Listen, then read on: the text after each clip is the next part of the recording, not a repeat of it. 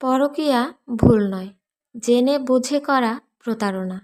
বেশিরভাগ বিবাহিত সম্পর্ক, সাজানো সংসার নষ্ট হয়ে যায় এই পরকীয়া নামক ব্যাধির কারণে। এটা কোনো ভুলের নাম না, এটা জেনে বুঝে করা প্রতারণা। যে প্রতারণা অজুহাতের চাদরে মোড়ানো থাকে। শুধুমাত্র প্রত্যক্ষভাবে সম্পর্ক জড়ালেই তাকে পরকীয়া বলে না। স্ত্রীর অগোচরে বেগানা মহিলার সাথে ইনবক্সে কথা বলাটাও এক প্রকার পরকীয়া। বলতে পারেন ডিজিটাল পরকীয়া, যার প্রভাবে ডিভোর্সের সংখ্যা দ্বিগুণ হারে বাড়ছে।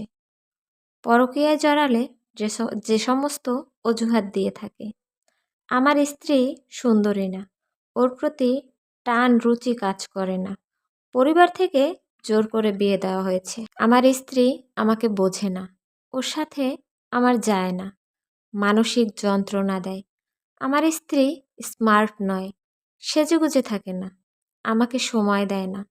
অথবা স্ত্রীকে নিয়ে আরও অনেক মিথ্যা অপবাদ দেয়া হয়, কিন্তু বিশ্বাস করেন সব অজুহাত।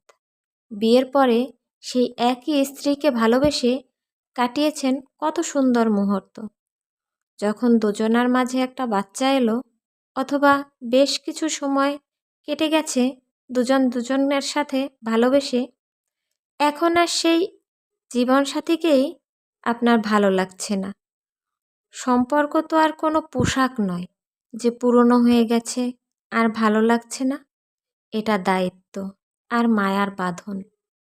সবথেকে ভয়ঙ্কর হচ্ছে স্ত্রীর সাথে বাস্তবে মধুর সম্পর্ক বজায় রেখে অগোচরে তৃতীয় ব্যক্তির সাথে সম্পর্কে জড়ানো। যে মানুষটা আপনাকে ভালোবেসে বিশ্বাস করে জীবন কাটিয়ে দিচ্ছে, আপনি কসাইয়ের মতো তারই অগোচরে তার বিশ্বাস ভেঙে চুরে শেষ করে দিচ্ছেন। বিবেক আর চরিত্র নষ্ট হয়ে গেলে মানুষ আর মানুষ থাকে না, নর্দমার কীটে পরিণত হয়।